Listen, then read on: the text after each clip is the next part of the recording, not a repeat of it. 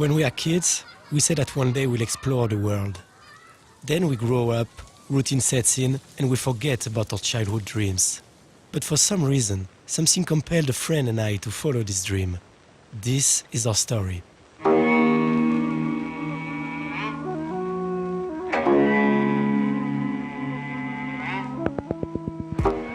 That summer, I went to visit Mark in New York. We had not seen each other in 10 years, and at first, it was like we had nothing left in common.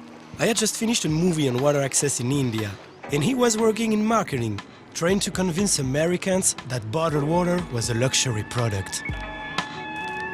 But we ended up hitting it off, like in the good old days, when we used to play in his grandmother's backyard. But this time, our playground was Central Park.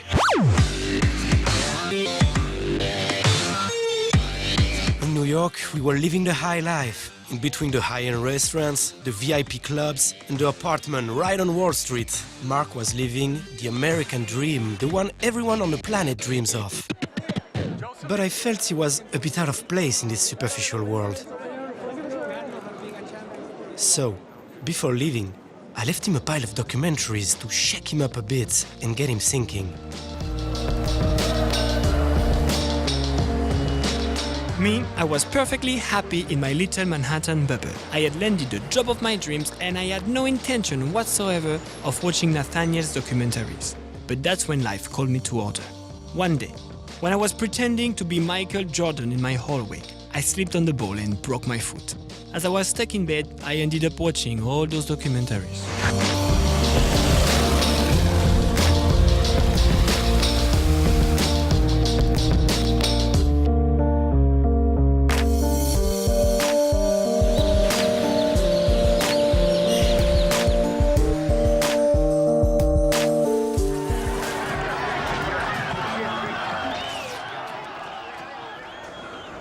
After that, I gotta say it was hard to get back to work.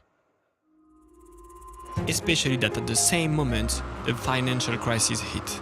That day, the whole world discovered that the greed of a handful of people was jeopardizing the future of the entire planet. I was now convinced that the system was incapable of providing a solution to the problems it had created.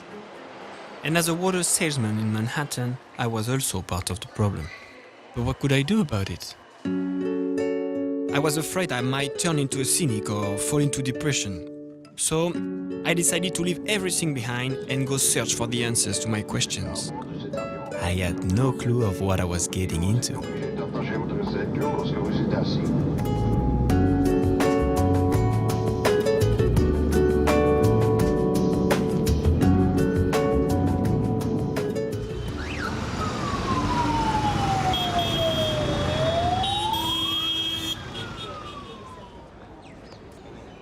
At that time, I was presenting my film in a festival in New Delhi. Mark just showed up, out of the blue. He wanted us to make a documentary about change. I laughed. What a crazy, huge idea. But after watching him for a while, I thought it might be interesting to capture his personality and his eagerness to understand everything on camera. We must get closer to the essence of life. But beware that it takes courage and strive. Expand your mind, don't let it fear and die. You'll find it. So you like this? So meditate. Come on, let's contemplate. Talk to the heavenly bodies of the universe, of the universe. When you are in politician, After several days of traveling, we met Anand, an inventor of some sort, who created agriculture tools facilitating the life of the farmers in the field. So, this is my workshop. You are welcome here. Yeah. So.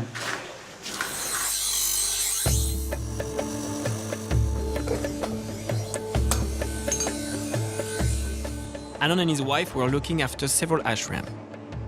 We were definitely far away from the companies quoted on the stock exchange. But with these collective work centers, they succeeded in revitalizing the local economy, which had suffered after the closing of the mines. Votre Kodak. Ouais, ben voilà, là c'est bien. Genre, on fait genre, on est un peu professionnel. Tac. Hop, là. Hop. We ready? Yes. Ready for the interview? And what is to be like a Gandhi's follower? What does that mean? Gandhi's follower means this life is going on without any driver. But Gandhi is telling that, no, you have to be a driver. People say sustainable development, so he has given Swaraj. You depend on yourself. So Swaraj, this sustainable development. People has forget the poor people and they want to be rich and now I have heard that America is going to the moon for picnic. So this can't make the world better. If we follow Gandhi's educations, then the life is slow, of course, but full with happiness.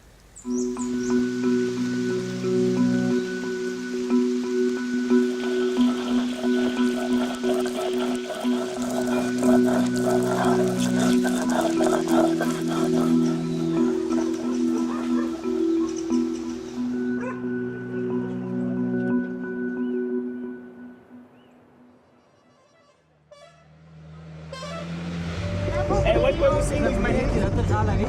Your skin is very soft. After our visit with Prema and Anand, we wanted to know more about Gandhi and his views on economics. So we enrolled in a seminar called Gandhi and Globalization, organized by Dr. Vandana Shiva. This woman succeeded in having several irresponsible global corporations sentenced at the International Court of The Hague. I had seen her in Nathaniel's documentaries and I was eager to meet her. Like I always say, Gandhi for me is like a ventilator, you know? When in a room where nothing is open, everything's closed, there's one little ventilator from where you get fresh air. And the fresh air of thinking fresh is the value of Gandhi. I mean, besides what he did for us as a country in the independence movement, but globally today, you know, he allows us to think fresh.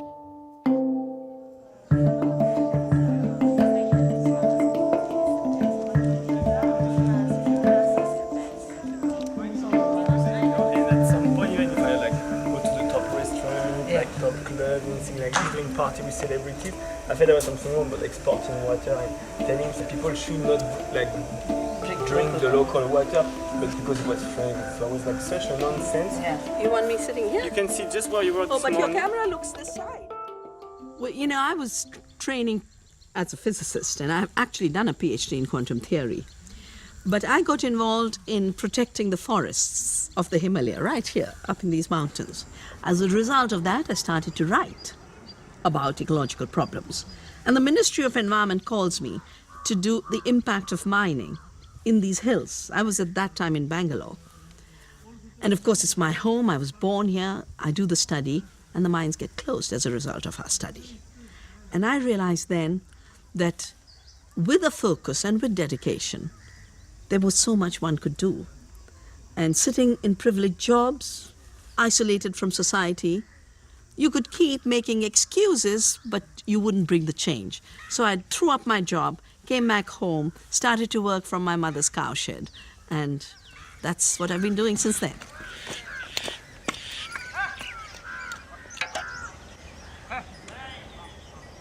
So things are changing, but they're changing in the wrong direction because the dominant change is driven by giant corporations who are turning everything into a market and turning everything into a commodity. There are no people, there's no nature, there's no culture, there's no value. The change we need is a change that helps us recognize that if we continue in this present path of change, humanity will annihilate the conditions for its living on this planet. Climate change is one of those dimensions. Disappearance of food is another dimension. You know, the corporations have a very good agenda of how to destroy small farmers, but they don't have an agenda of how will you get the food when all the small farmers are gone. They don't know how they'll do that. So the recognition that nature is the condition of our being alive is the shift we have to make. We have to stop thinking of nature as wilderness and start thinking of it as condition for life.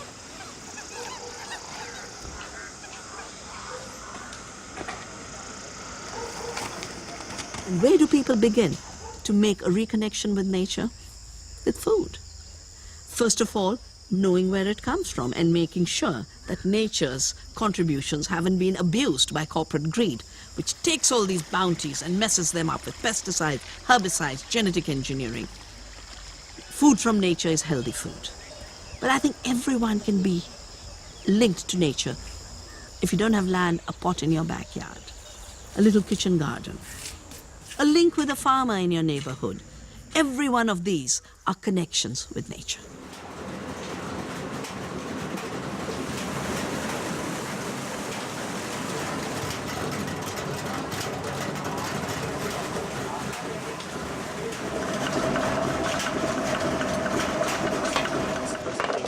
The second speaker at the seminar was Satish Kumar, who in his youth had participated in Gandhi's agricultural reform and had undertaken a 7,000-mile pilgrimage to protest against the atomic bomb.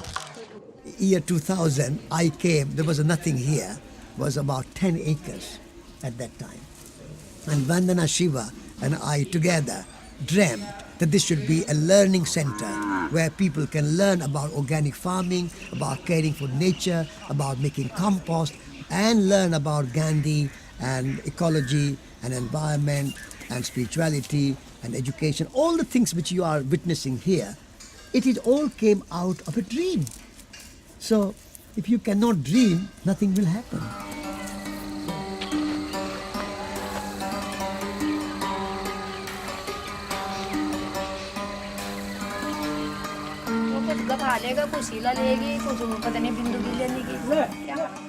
What really hit me during this seminar was learning that such a simple but vital thing, like exchanging seeds, had become illegal.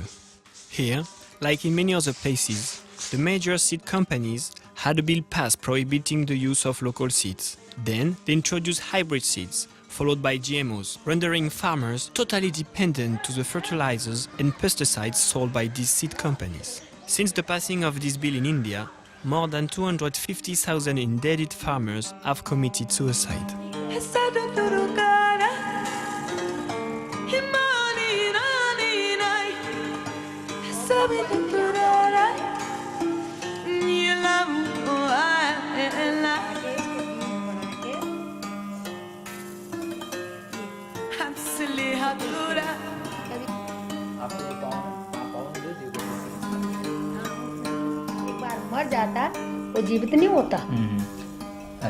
So she's telling a story of 16 years ago when she first came. Vandana was looking for a person who had a good knowledge of seeds, and she was the person with those skills. आज की तारीख में 500 variety हमारी धान की है. 500 varieties of grain today and 80 varieties of wheat.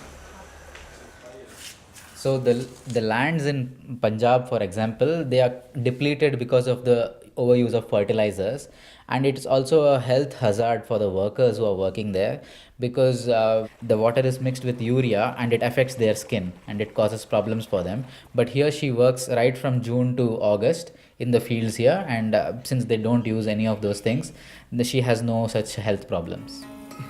देख लो, हाथ देख लो, पैर देख लो, मैं हमारे कुछ नहीं होते हैं, बिल्कुल सही रहते हैं.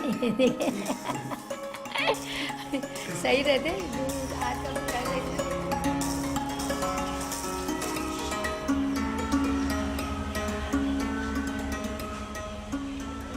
And the most important element of Gandhi was the right to say no and the duty to say no, which he called satyagraha, the power of truth, the passion of truth, the force of truth. When the British wanted us to stop making salt so they could have a monopoly, he said, we will continue to make salt. We need it for our survival. Nature gives it for free. We will not obey your laws. We have followed that same logic and said, we will not respect patents on seed because you haven't created these seeds. We've received from them from nature. Centuries of evolution by farmers have given these wonderful seeds to us. They can't be patented. We will continue to save them. We will continue to share them.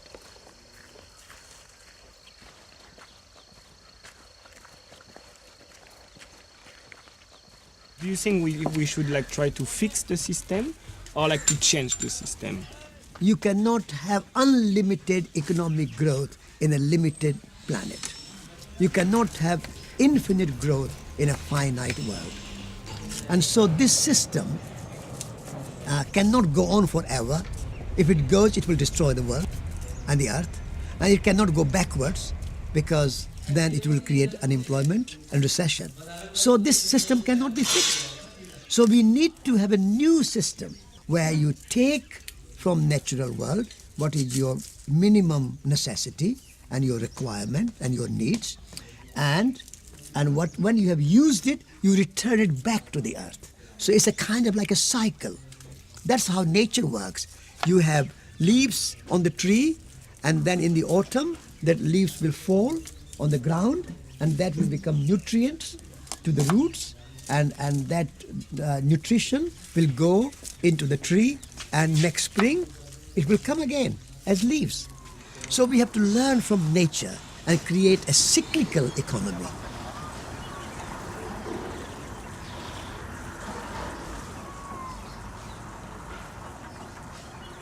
We've got in the world the ecology movement, some parts of which does look at how you consume, and very often only promotes green consumerism without questioning the very idea of consumerism. Exactly. You know? That the reduction of our identities to being consumers is part of the problem. And recovery of our identities as creators, producers, makers of things is part of the solution. So, you know, one reason the Shramdan you do is so important is because that's where you start to respect physical work.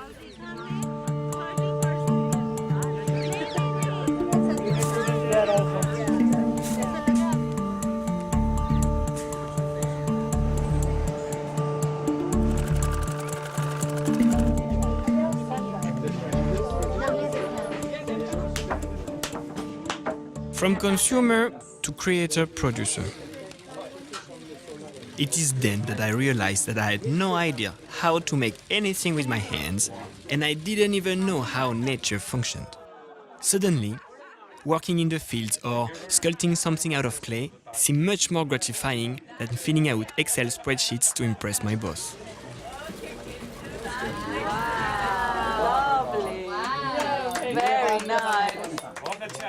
This idea that only corporations can give us livelihood, otherwise we will all die and nothing will happen, is complete brainwashing. Complete brainwashing.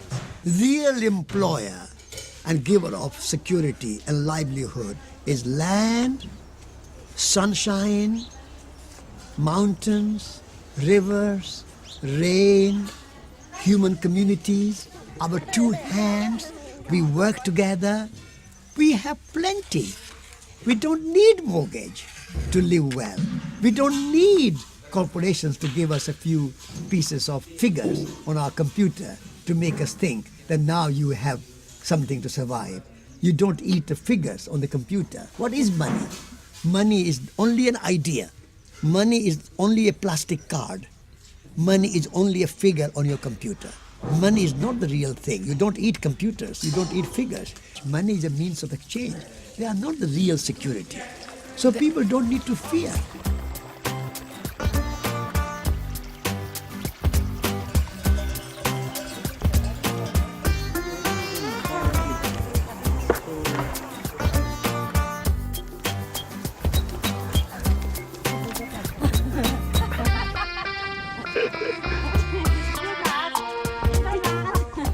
Overall, my vision of another economy is every place people producing in sustainable ways, generating livelihoods and meeting their needs. Decentralized economies everywhere. It's a crazy world in which everything has to be manufactured in China. And everywhere else, people sit unemployed. And because they are unemployed and have no money, the only place they can shop is at a Walmart, because they bring their stuff from China and sell cheap. what we need is to shift from this idea of a false cheapness that has very high costs for the planet and people to an idea of authentic affordability and low costs for the planet and low cost for people.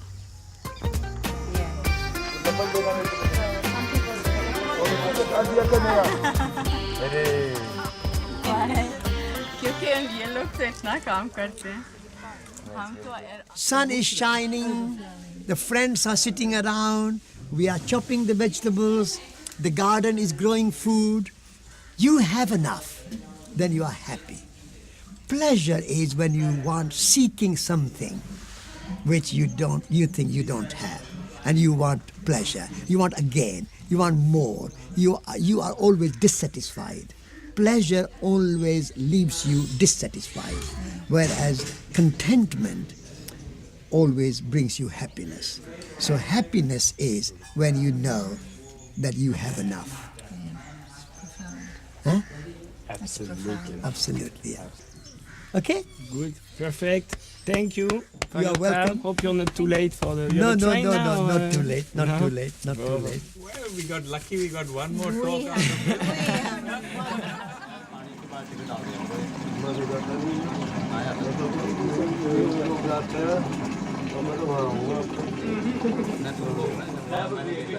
Up until that moment, the preachy environmental political movements had always left me cold.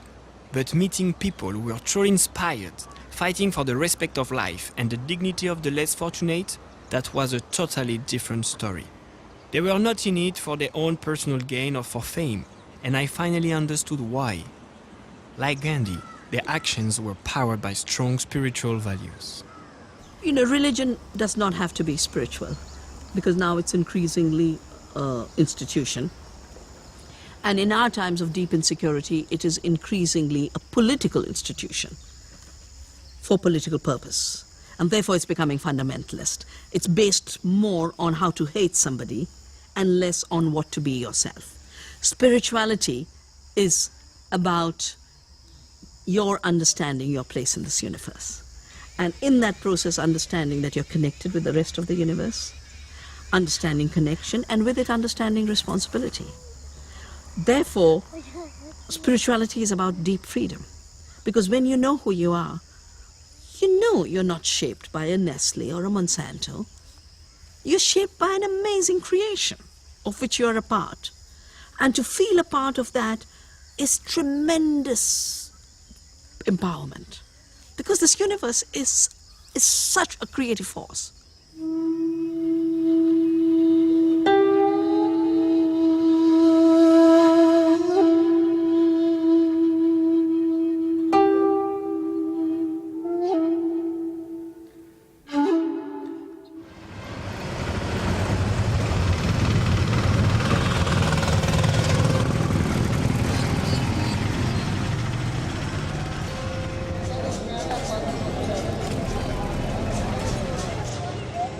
The original idea behind my trip with Nathaniel was to make a little movie about alternative lifestyles.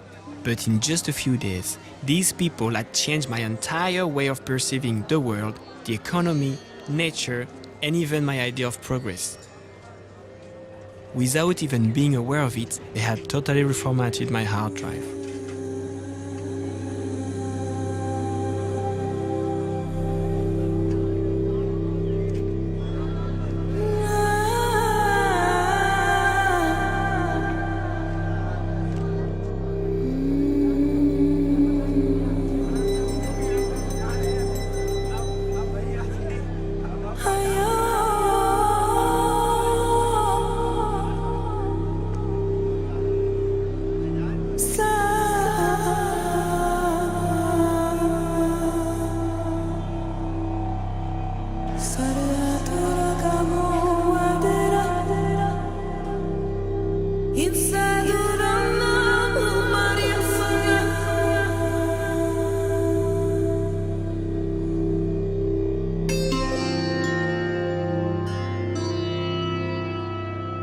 For sure, I had not understood everything about Eastern spirituality or even about Gandhi's vision of economics. But suddenly, the superiority complex of Western society seemed totally absurd. Blinded by progress and technology, we had lost touch with the essential things in life.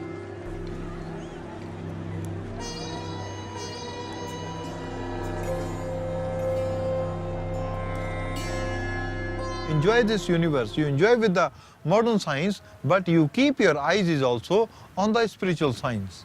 So you create the good balance in the modern science and the spiritual science.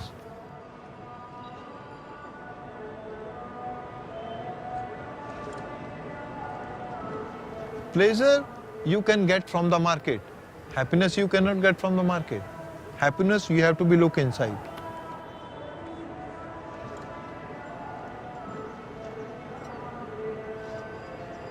Go deep inside. Spend a lot of time.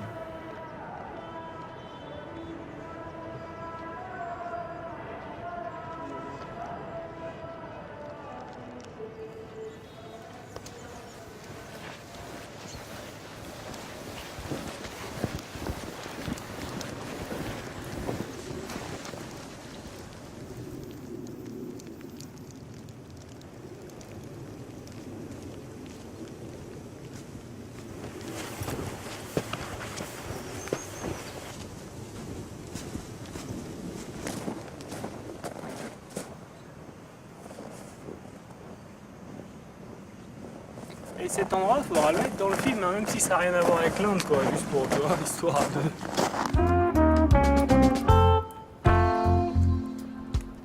Once we returned to France, we isolated ourselves to watch the footage of the interviews. I have to admit that I was taken by surprise by all the testimonials we've heard. The men and women we have met were tackling the root of the problem.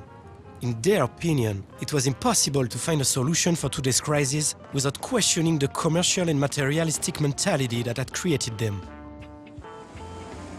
In France, a number of thinkers have also reached the same conclusion, like this man, Pierre Rabhi. Using ecological farming, this philosopher-turned-farmer has transformed a rocky terrain in the southern region of France into a natural oasis. J'avais alors 20 ans et la modernité m'est apparue comme une immense imposture. Et bah, moi j'avais 29 ans quand ça m'est arrivé. Ça m'a pris plus longtemps.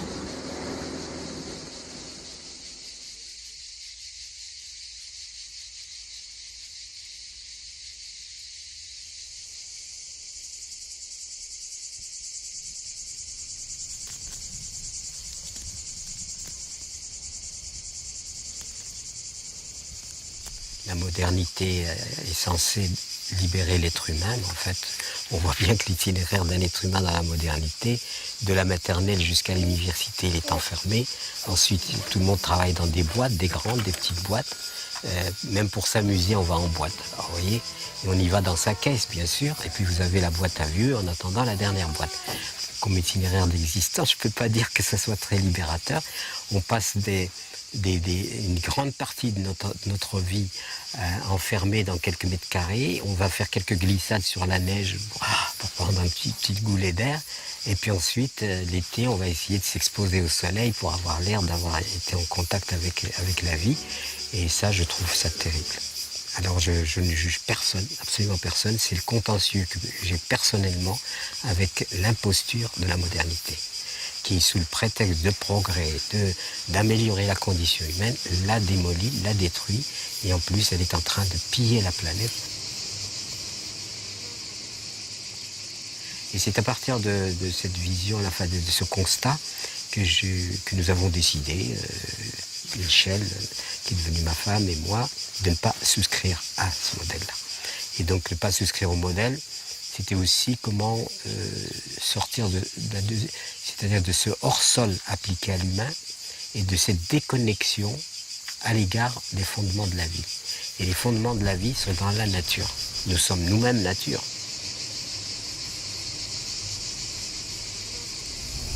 Je me suis donc orienté sur l'agriculture écologique, biologique, et ça a été pour moi vraiment la voie initiatique. Parce qu'à partir du moment où je suis rentré dans cette voie-là, cette voie m'a amené à l'observation de la vie. Et observer la vie, c'est reconnaître la puissance de la vie et finalement le phénomène, le mystère de la vie. J'explique parfois, vous prenez une petite graine de tomate, c'est insignifiant, c'est tout petit. vous la mettez dans la terre, ça vous donne des kilos de tomates. Qu'est-ce qui s'est passé? Il y a bien quelque chose qui s'est passé. C'est-à-dire qu'il y a une intelligence. Ça ne veut pas dire que la graine a un cerveau, mais ça veut dire qu'il y a une intelligence qui orchestre tout cela, qui orchestre pour aller vers une symphonie, une espèce d'harmonisation. Et le problème, c'est qu'on a rompu avec cet ordre d'intelligence pour aller vers l'intelligence mécaniste, raisonneuse, etc.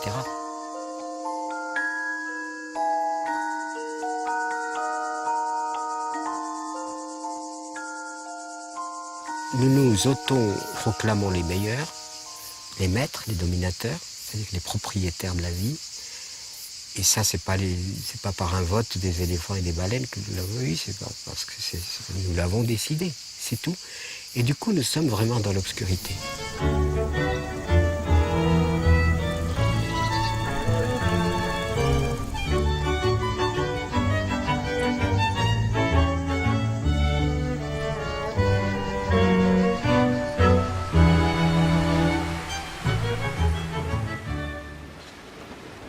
According to Pierre Rabhi, the separation of man from nature is what led us to the commodification of our world. To understand how all of this had come about, we went to see the sociologist and philosopher Frédéric Lenoir. Alors, la séparation de l'homme et de la nature, ça remonte à très longtemps. En fait, je crois que le grand tournant, c'est le passage du paléolithique au néolithique. C'est-à-dire le passage de sociétés où l'homme était un nomade qui vivait de chasse et de cueillette et qui était intégré dans la nature, où l'homme se sentait dans un monde où il y avait des esprits, des forces invisibles, et qu'il fallait être relié à ces forces invisibles. Et il respectait la nature. Lorsqu'un homme chassait, il priait pour l'âme en même temps du gibier qu'il allait chasser, et il savait qu'il allait en retour faire un don à la nature. Lorsque l'homme va se sédentariser, ce qu'on appelle le néolithique, tout va changer parce que l'homme va se couper de la nature pour vivre dans des villages, puis des villes, et il va maîtriser la nature. Et à partir de ce moment-là, on va passer d'un état d'intégration dans la nature à un état de domination de la nature. La nature sera là pour servir les besoins de la cité, pour la servir en ressources naturelles, etc. Alors dans ce processus qui est très long, qui prend des millénaires, où la raison l'emporte de plus en plus dans l'homme sur l'intuition, sur d'autres qualités, le cœur, la manière dont on peut se relier par son corps à la nature, c'est la raison qui devient archi-dominante. Cette vision-là va amener une coupure totale entre l'homme et le monde. Et on arrive avec le judéo-christianisme déjà à une certaine forme de cette rationalisation très forte, puisque la nature n'est plus un jardin enchanté, ça devient un lieu que l'homme peut, comme dit la Genèse, utiliser, maîtriser, et puis progressivement, ça va devenir pillé.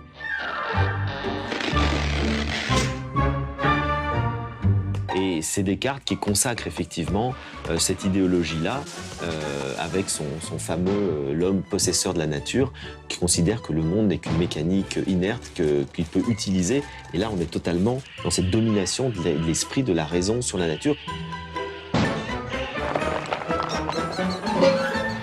Et ce qu'on voit aujourd'hui, c'est finalement la limite de tout ça.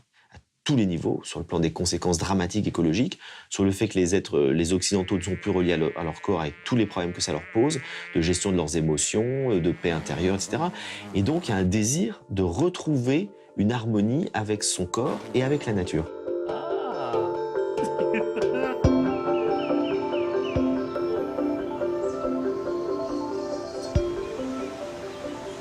At that point, my goal was not so much to reconnect with my body and with nature, but rather to reconnect with the workplace and the world of business.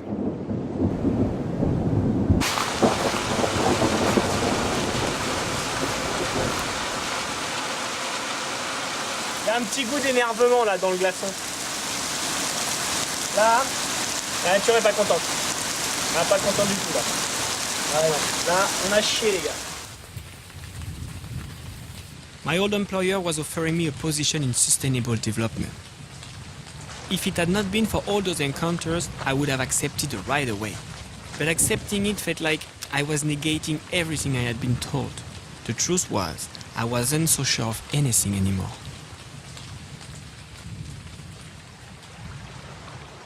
We had started down a certain path, and it was almost impossible to stop now. We wanted to learn more about this disconnection between man and nature, between body and spirit. So we decided to go to Central America to meet the guardians of the ancient civilizations and explore their vision of the world.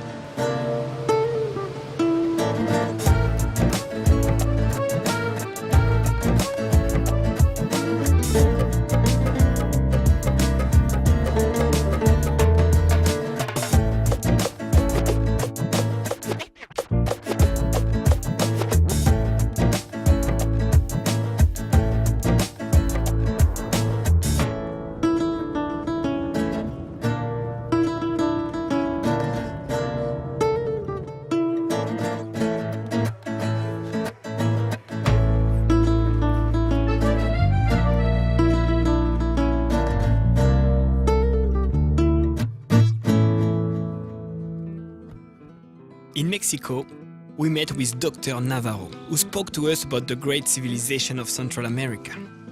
After warning us about the scams involving shamans and psychotropic drugs, he insisted that we met Tenoch, a healer who helps indigenous communities preserve their traditions.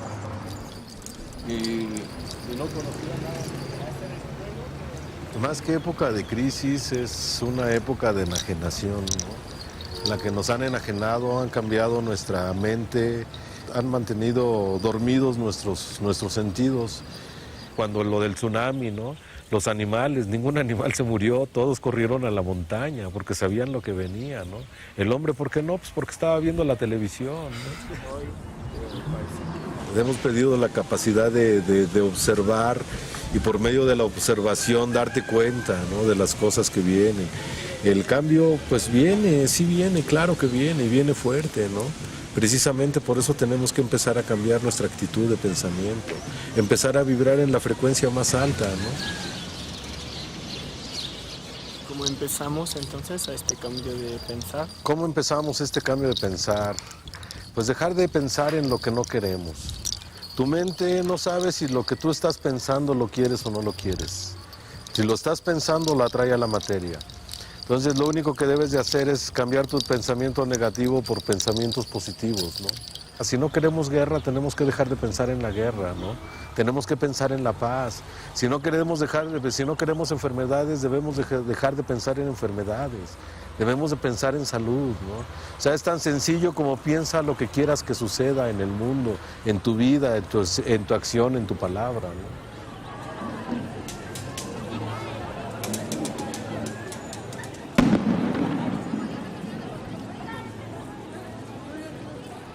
Nosotros somos la punta del cambio que viene, ¿no? Entonces tenemos que empezar a cambiar nosotros para que el cambio se dé cuando se tenga que dar, cuando ya hayan visto el ejemplo de lo que hace la buena palabra y la buena acción, ¿no? No lastimar, no dañar, ser real, ser honesto, ¿no? Ser realmente quien eres tú, ¿no? Sin falsas máscaras, sin buscar maquillajes, ¿no? O sea, simple y sencillamente, como cuando entras al temazcal, desnudarte, ¿no? Pero no tanto el cuerpo, sino tu alma, tu esencia, ¿no?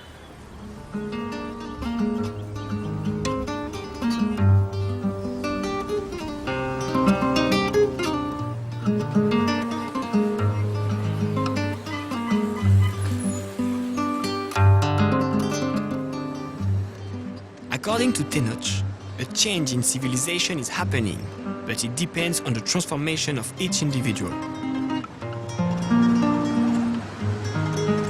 Those ideas were still a bit abstract for us, so Tenoch sent us to see his friend Marceau, who was organizing that week a Temazcal ceremony, a kind of Mexican sauna meant to purify the body and the mind.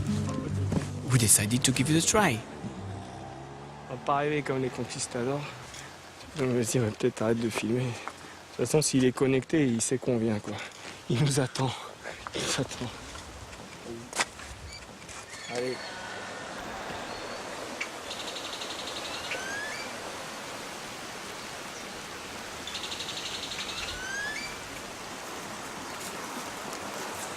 El hombre moderno se separa cuando de alguna forma pierde la visión de que es una unidad con todo, que el mismo ser es una parte integral de todo de todo el cosmos. Si él no tiene identidad cósmica, el ser humano se robotiza, se vuelve un ser mecánico, un ser que actúa por inercia, condicionado totalmente, y no va a aguantar mucho tiempo así. No hay quien lo aguante. Y el fin de eso es la locura. La gente se desquicia.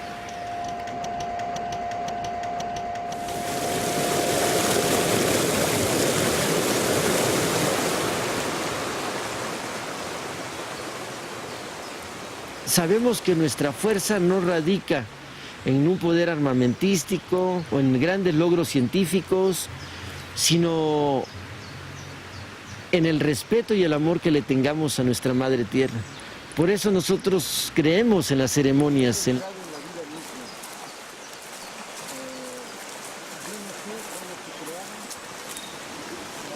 Entonces el temazcal es el lugar de comunión. Además de ser un baño de purificación, pues es un lugar donde transmutamos todas esas emociones y es donde dejamos también que se quede ahí lo que no queremos y salimos renovados como niños. Entonces el temazcal es un regalo de amor, de la vida.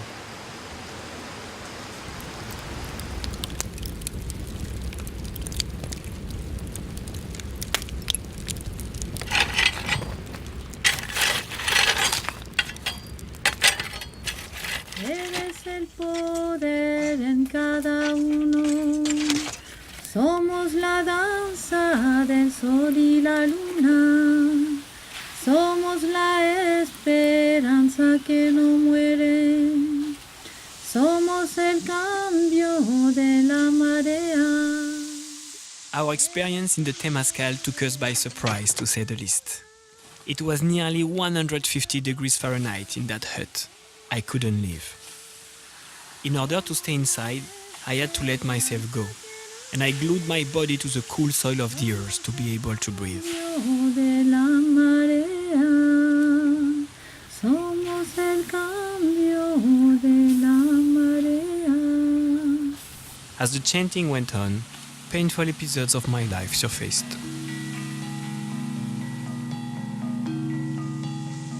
I had to face my fears and all the pathetic agreements that we make with ourselves that keep us from being genuine. It was like a deep internal cleansing. Nathaniel and I left that hut feeling joyful and calm.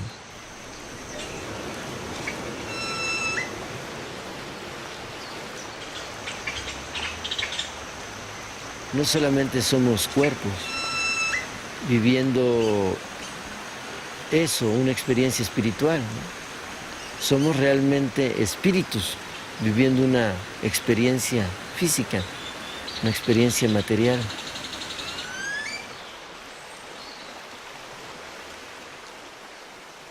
Ok, muy bien. Muchísimas gracias. De nada, Marito. De nada.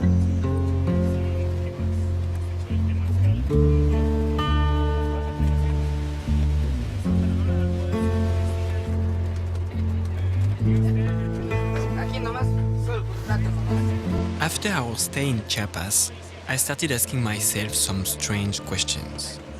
Questions about my true identity and how this universe really functions. According to various Eastern philosophies and certain indigenous cultures, it's a bit like in the movie Matrix. The reality around us is an illusion perceived by our 5 senses and decoded by our brain. The body is just a vehicle to allow the soul to experience this material world.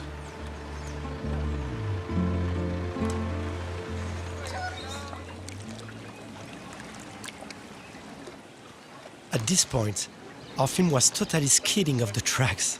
But this theme of self-awareness was too exciting for us to stop exploring. So we went to see a mystic and asked her our questions about the true nature of reality. Bienvenidos a su documental Plan B, señores y señoras, desde el lago de Atitlán transmitiendo. ¿Qué te parece? ¿Está bien? Afuera de los... ¿Voy a hablar en español o en inglés? En español, ¿va?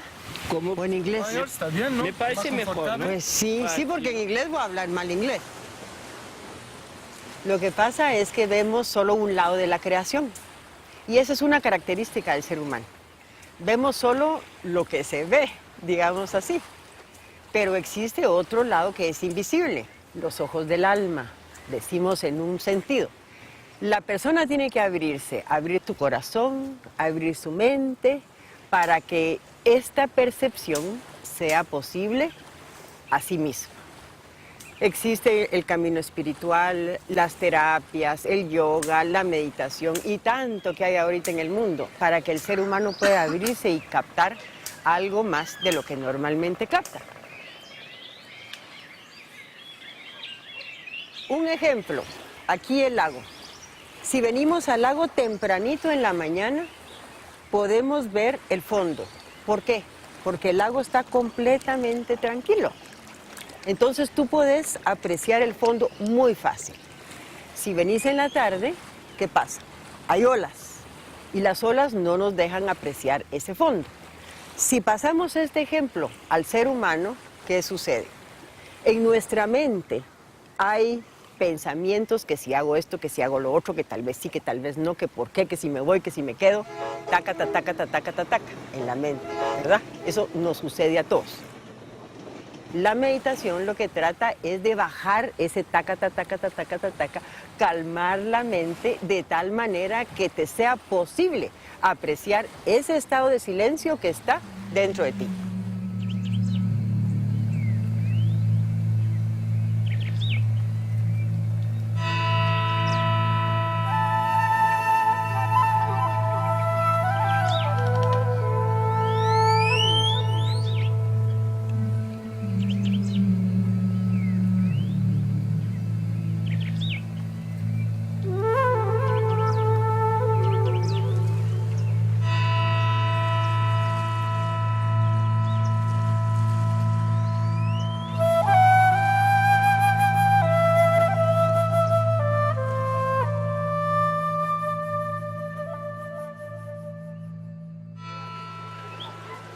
Todos somos uno, no hay división. Lo que pasa es que el ser humano ve las cosas fragmentadas. Cuando entramos en el tiempo y en el espacio, todo se divide. Vemos pasado, presente y futuro. Vemos una persona, otra persona, dividimos todo. Pero realmente lo que existe es la unidad. Pero no hay una conciencia de eso.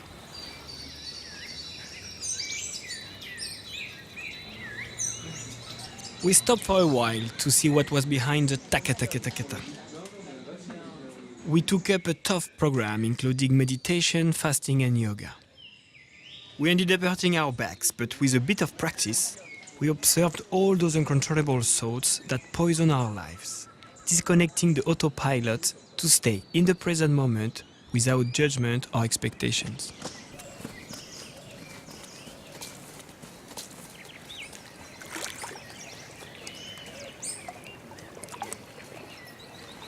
El mar tiene muchas gotas, ¿verdad? Pero si sacamos una gota del mar, en cada gota van a existir los mismos elementos que contiene el mar grande.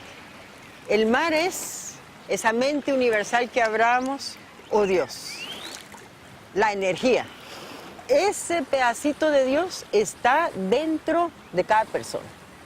Dentro de ti, dentro de usted, dentro de mí, dentro de todos, ¿verdad? Nuestra misión es unificarnos con ese pedacito.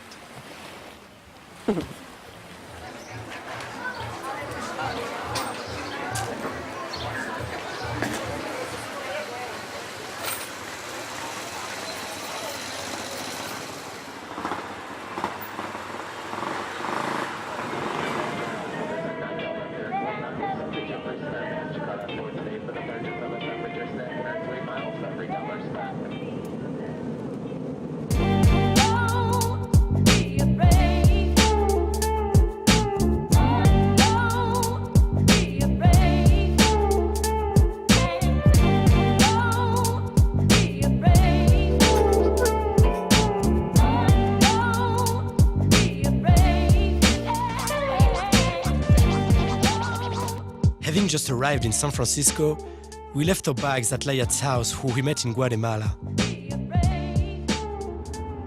A rational way of thinking needed to confront the teachings of the ancient wisdoms with the scientific understanding of the world. So we took advantage of a conference in the area to meet the astrophysician Trinh Xuan Tuan and ask him a few questions.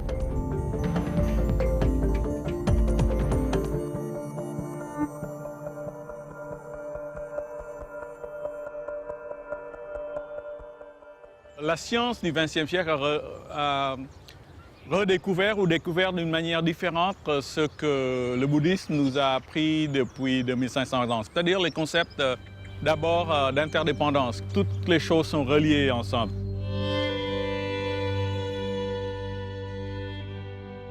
La science, depuis la fin des années 50, nous a appris que nous sommes tous des poussières d'étoiles. Nous sommes tous les enfants des étoiles. Donc en fait, tous les atomes qui sont dans nos corps, en fait, sont fabriqués par la chimie nucléaire des étoiles. Et donc sans les étoiles, nous ne sommes pas là pour en parler. Donc nous sommes interdépendants des étoiles et du cosmos.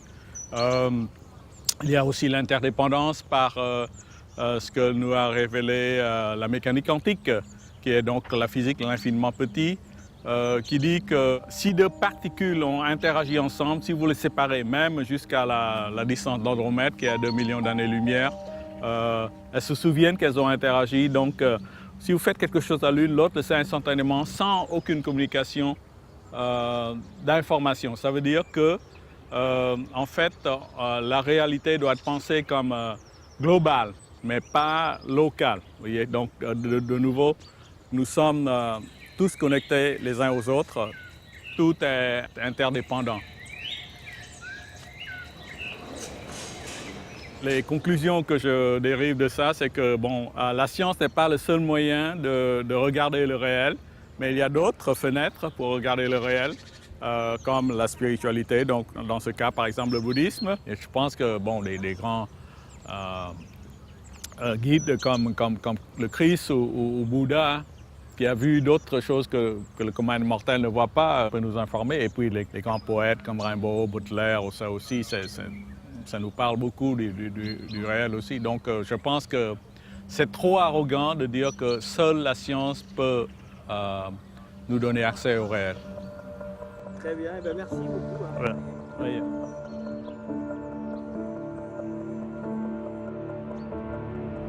If science confirms that we are all interdependent, then war, famine, and the destruction of the environment seem even more absurd.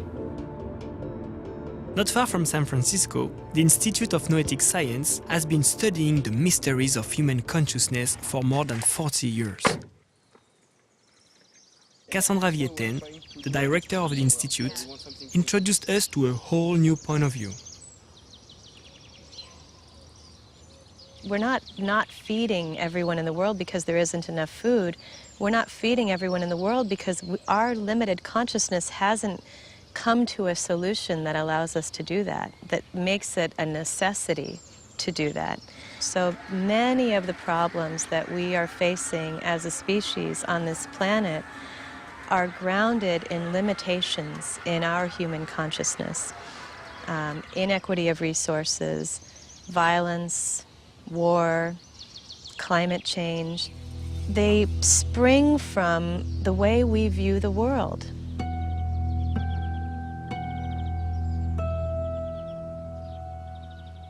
One of the projects we're working on here at the Institute of Noetic Sciences is called Worldview Literacy, where we're helping people see how they view everything through a worldview. It's almost as though they're looking through a pair of glasses. And their worldview arises from many factors, genetics, culture, religion, how they were raised, what they've learned in school, the experiences they've had in their lives. And most of us are not aware of the worldviews we're holding. We think they're just the truth. And so one of the things that self-inquiry brings to us, one of the things that contemplative practices can do for us, is we begin to recognize that our thoughts are just thoughts, our beliefs are just our beliefs, and they are not really who we are. They're just sort of working hypotheses.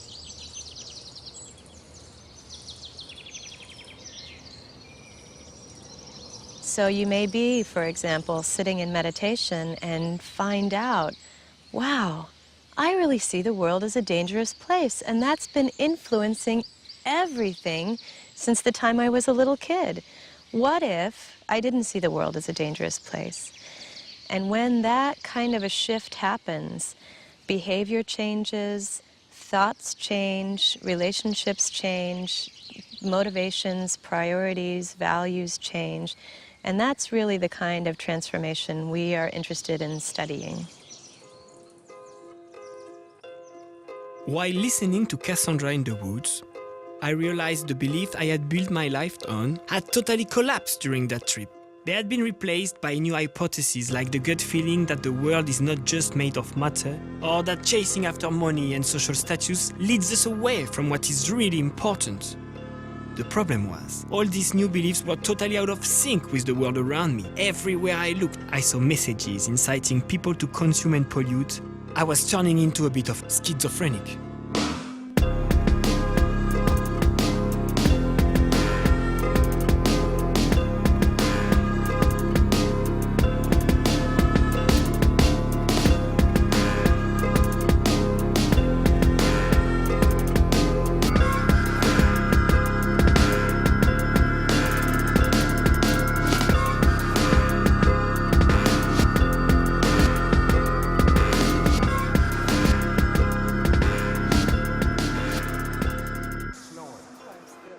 It was time to see a specialist. So we made an appointment with Dr. Bruce Lipton to try to understand how collective beliefs take shape. Different. Okay. Whatever. I'll get the water going, then you'll pick a tea. Okay. Okay. Perfect. When I first was talking about this, people said, "Oh, he's crazy." You know, "Oh, you're crazy." And now I say some of the things I say, and the scientists go, "What are you saying that's new?" Now I'm boring. The world as we see it is an expression of the collective beliefs of the population, or at least a large number of them.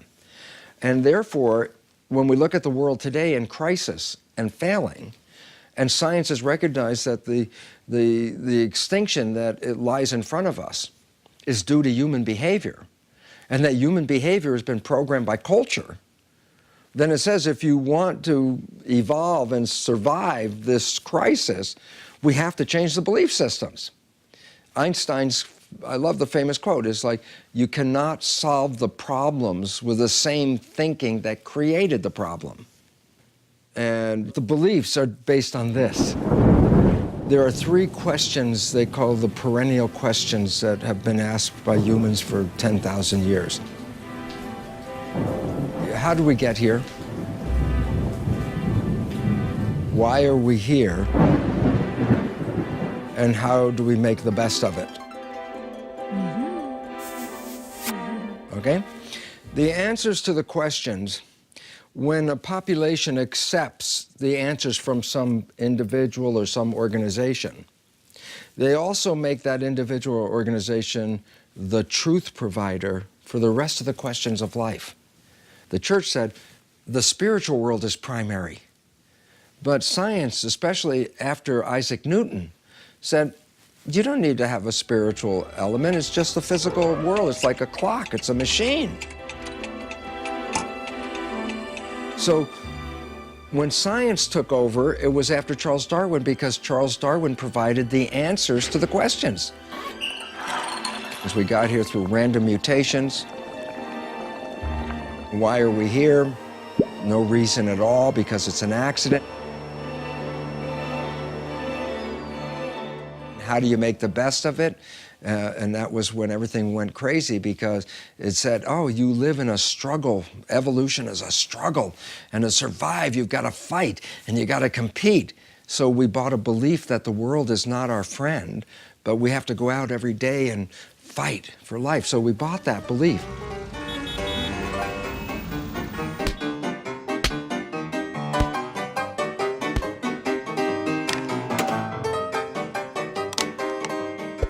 That's the world we live in today.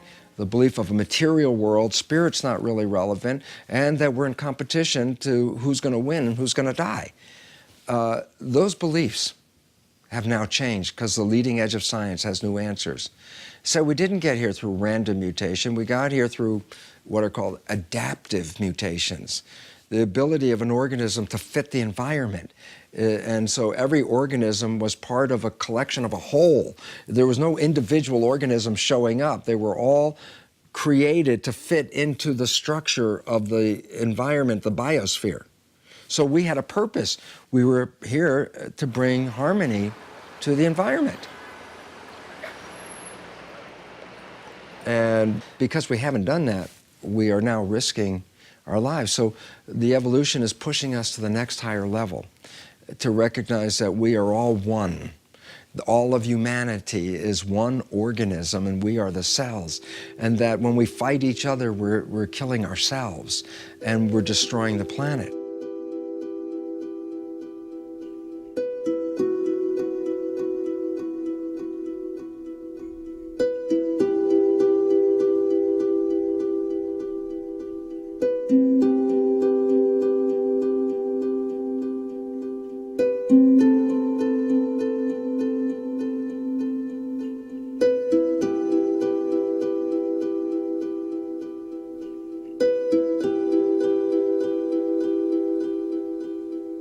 Every time the answers change, the previous civilization ends, and a new civilization begins, built on a new truth and a new belief and a new way of life. So when the new science enters into the public, then the public will have a new direction and way to go.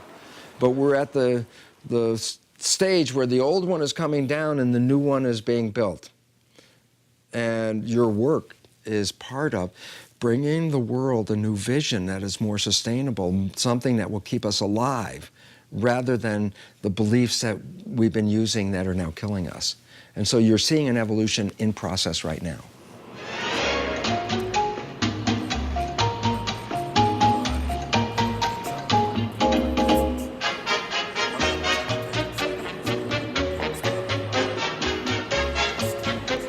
Finally, the activists, the shamans, or the scientists we met all had spoken of the arrival of a new civilization, conscious of its interdependence and more in harmony with life.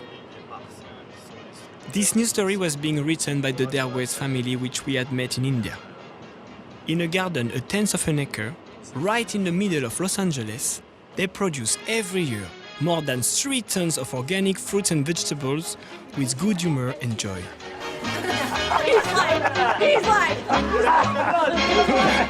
He heard water. Well, at first we were weird, because we didn't look like we belonged anywhere. We were out of step with the modern world. We were going back, and when you go back, you separate yourself from those people going forward. But then we became normal with a good press, good success, and we started our own business, selling our surplus to restaurants. And we became well known for that, and now we're accepted, and people are copying that. You want me to use that? Yeah, use it up and then grate some more. So I figured we were here to take care of this planet as our home, and that we were stewards of the planet, not owners, but renters. And if you know anything about renting, you don't trash the place. If you trash your apartment, you pay. Well, you're talking about all cycles. This is what we would do anywhere you have, is if you have extra greens and waste, you hand it to the animals. They turn the waste into fertilizer. Fertilizer goes back into the garden, and then you just do it over and over again.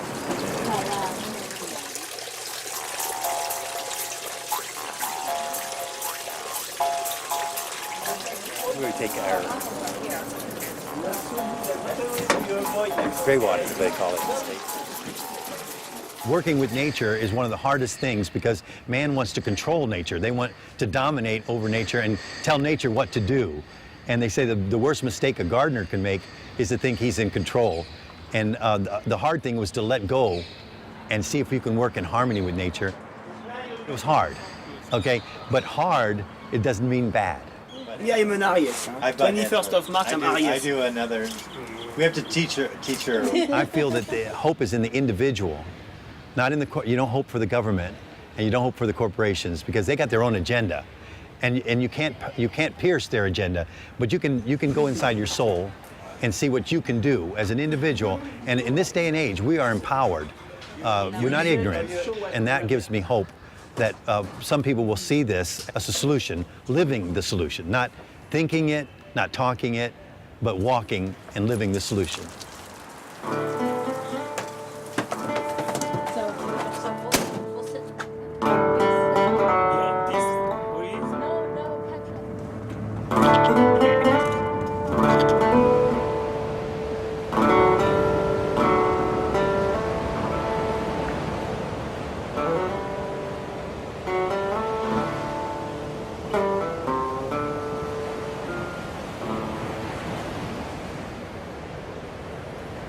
T'as pas besoin d'avoir une paire de lunettes Gucci pour profiter d'un beau coucher de soleil, quoi.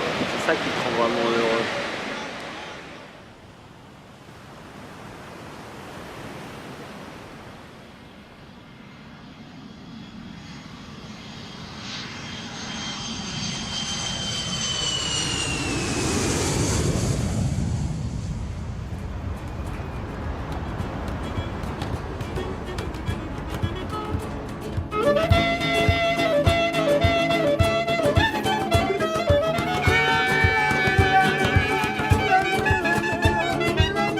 Mark and I returned to France.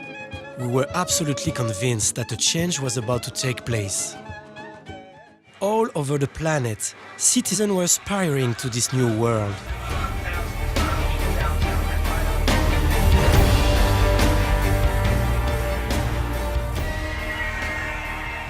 And then it all fell apart.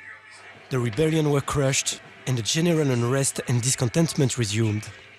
We were wondering what was preventing this new story from being written. To our friends who had regular lives, we were dreamers. We had no jobs, we had no more career plans, and no one to produce our film.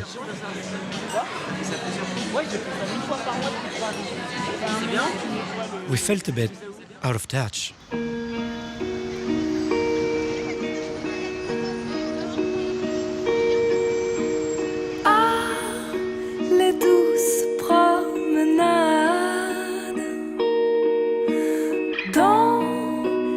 Chants de ma conscience.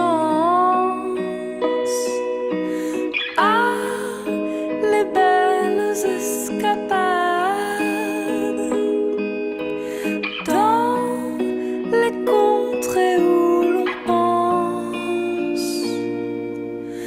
Ah, les vires et les vertiges,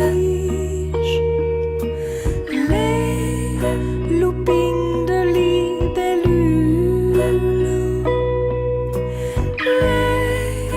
exercices de voltige, les paysages qui ondulent. Je glisse lentement,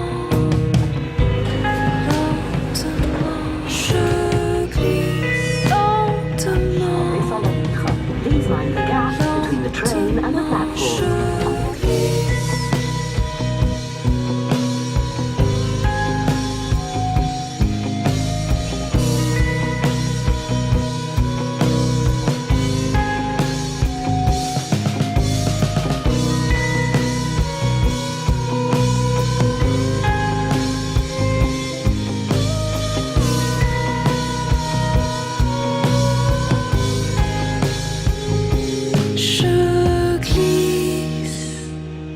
By digging a little bit deeper, we finally understood what was preventing the new world from emerging.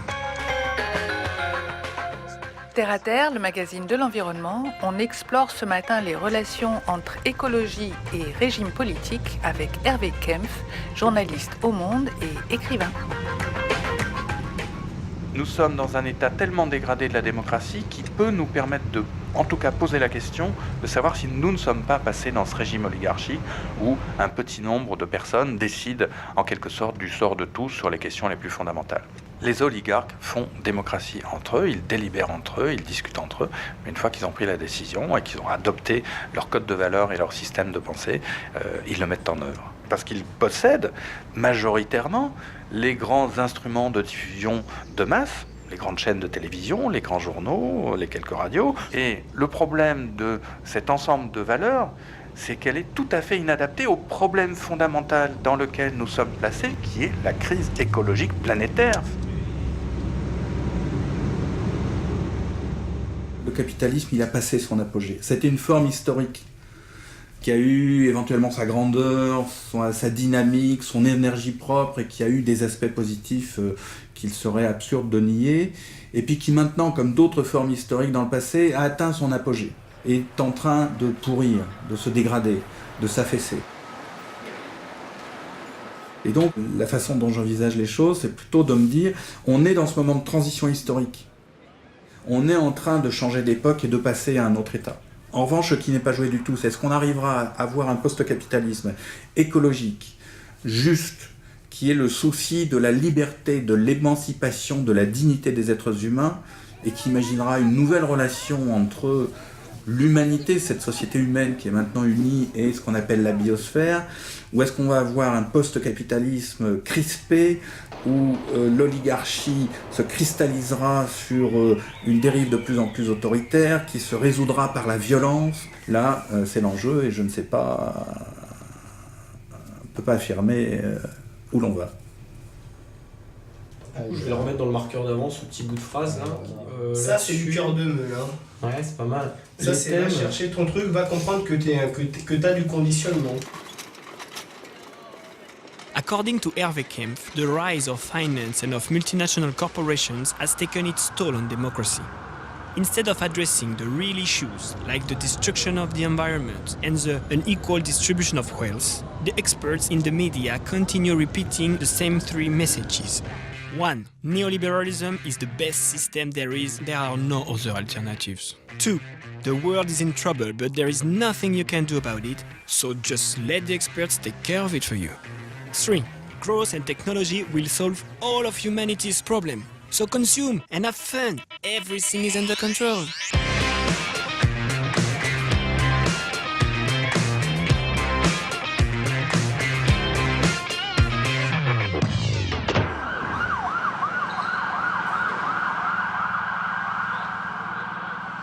We needed to take a step back. It was necessary to dig into our interviews to find something that would help facilitate this transition that seemed blocked. On se planque trop derrière les partis, les machins. C'est avec cette espèce de clanisme d'aujourd'hui. Aujourd'hui, la politique n'est pas en phase avec la réalité du monde. Pas du tout. Alors on continue à entretenir cette espèce de soupe depuis très longtemps, à faire de l'acharnement thérapeutique sur un modèle qui finalement est mort. Il est déjà mort. Il ne peut plus fournir de travail à tout le monde, il peut plus. Donc il est déjà mort et on s'acharne à le maintenir à tout prix en vie. Alors que la société civile innove. Et beaucoup de gens innovent maintenant, vraiment. Seulement il faut innover en renonçant à l'idéologie fondamentale. C'est-à-dire celle du profit illimité, celle de la croissance illimitée, il faut renoncer à tout ça. Mais si on le fait dans cette nouvelle civilisation que moi j'appellerais la civilisation de la modération, et justement l'élégance de la modération, là il y a de l'avenir. Parce que les ressources planétaires sont importantes. Moi, quand je vois l'abondance que j'ai avec mon jardin, même on a trop, quelquefois on ne sait pas trop. Donc c'est pas la nature qui est défaillante. Donc tout est là pour un monde différent. Mais il ne se fera jamais si on ne renonce pas à l'idéologie qui a déterminé le vieux monde. Voilà, c'est tout ce que je peux dire là-dessus.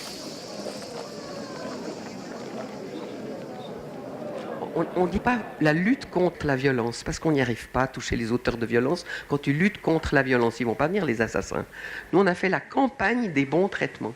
Renouncing the old vision, stepping outside of the box, and innovating according to other values. This is what Marianne Sebastian, whom we met during a forum, is doing.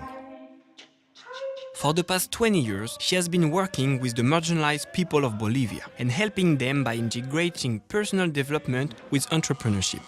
This approach has allowed the creation of a new society based on non-violence. Bon, ça coule. Moi, je me mets là. Là, tu vas te mettre là. Ouais. Il y a énormément de choses à faire. On a beaucoup besoin de témoins ici que tout est possible tout de suite. Qu'il n'y a pas besoin d'avoir lu tous les livres. Qu'il n'y a pas besoin de développer des théories sur le réchauffement climatique.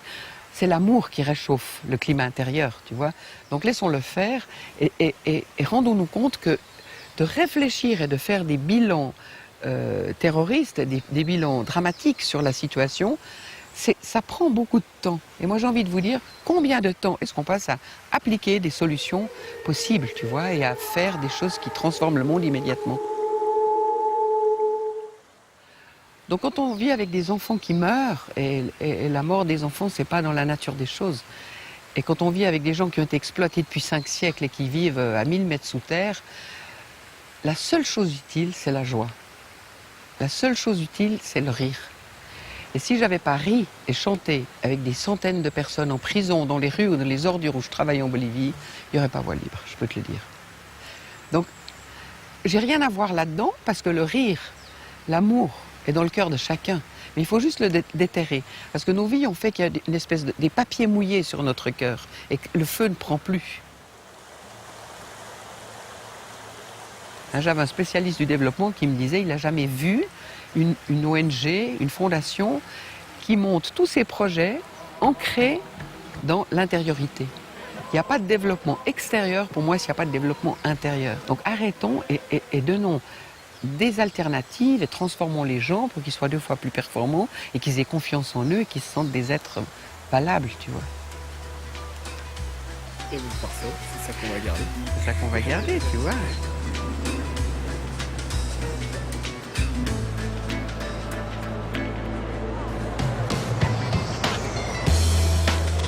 All over the world, ordinary people are changing their internal software. Their actions are now guided by feelings of altruism and cooperation. Like the immune system of our diseased society, they are living proof that a healthier world is well on its way. Por eso tenemos que unirnos, ya estamos uniéndonos, que por primera vez nos unimos los 5 continentes y las 2 razas, el indígena, el campesino y el ciudadano. Ese es el mensaje para mí, desde el Amazonas, que traigo a este evento para el mundo entero. Muchas gracias. We began with the idea of the seed satyagraha, that, like Gandhi said, we will not cooperate with these laws, not in our minds and not in our hearts. They don't exist for us. We will function in the commons of our biodiversity and in the commons of our knowledge. Grazie.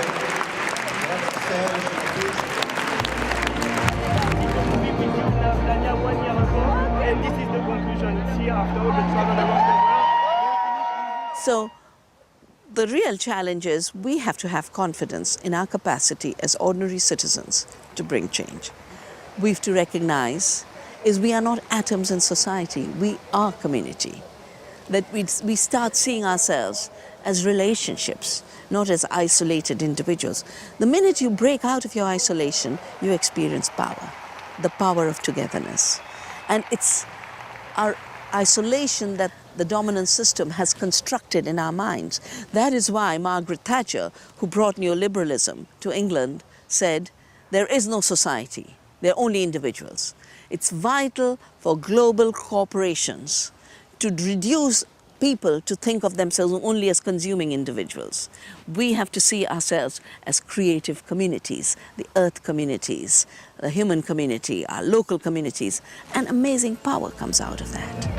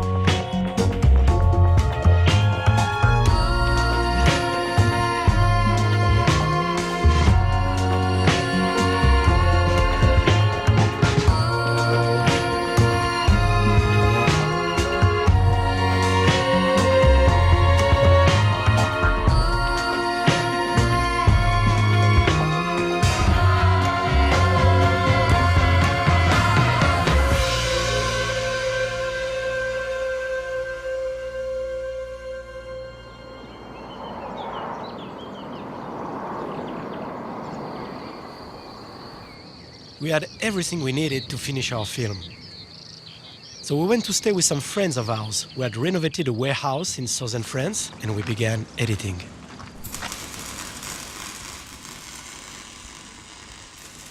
When we fight each other, we're killing ourselves and we're destroying the planet. Donc là, il conclut que c'est la compétition qui nous tue en fait. Ça, c'est la deuxième option. Mais ça, c'est pas mal de terminer là-dessus. Bah oui, donc là, on a notre première fin de partie en fait. Du coup, si jamais on rebase tout un système et des institutions sur ces valeurs et sur cette perception du monde, cet rapport à la réalité, au monde et au vivant, on manifeste un monde différent. Exactement.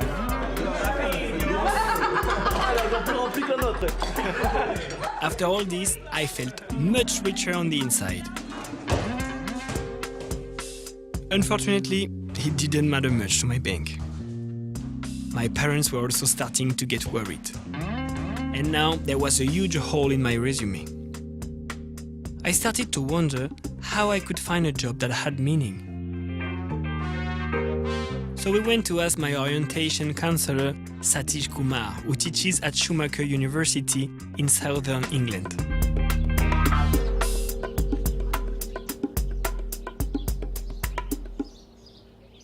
When I go to universities to talk to students, they ask me, what do you advise us? I say to the students, my advice to you is that when you leave your university, don't seek an employment. Create an employment. Create a livelihood for yourself. So in employment, humans become the instruments of making money for the employer. You are only a tool. You are an instrument to make money for your employer, for your factory. That's no good. You don't want to change a human being into an instrument of making money. Human being is a creative being.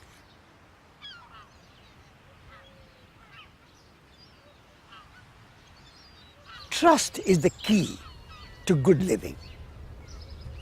Surrendering to the process of the universe and trusting the universe and not having this ego that I will control every process and I will plan everything and I will manage the outcome. You have to let things happen and you will be surprised. There'll be a miracle. So trust the world. Trust yourself, trust other people, trust the process of the universe and be part of the flow.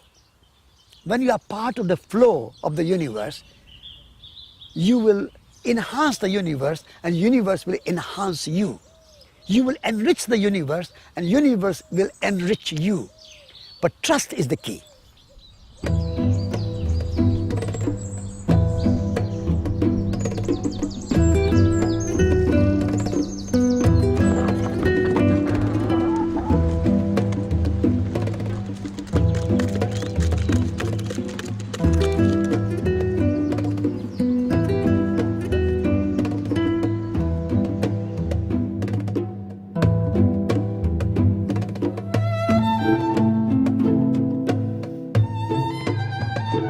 When I escaped from New York to make this film, I wanted to change the world, but the world changed me.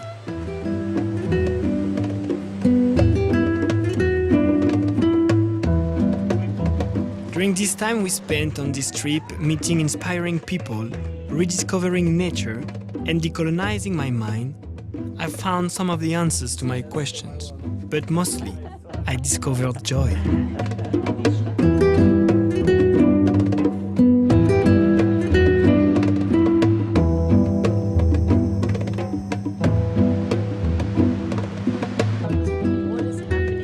To remember one thing from all those encounters is that in order to make a better world, we have to change our vision of it.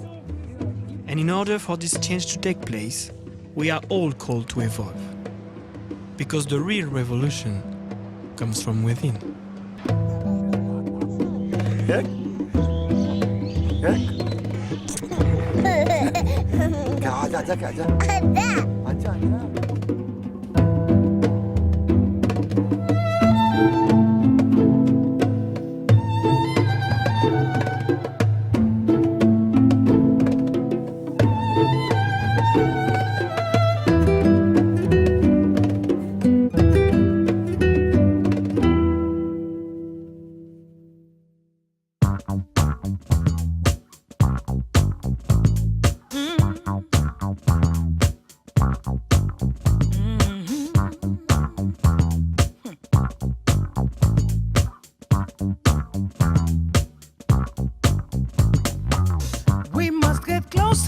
the essence of life.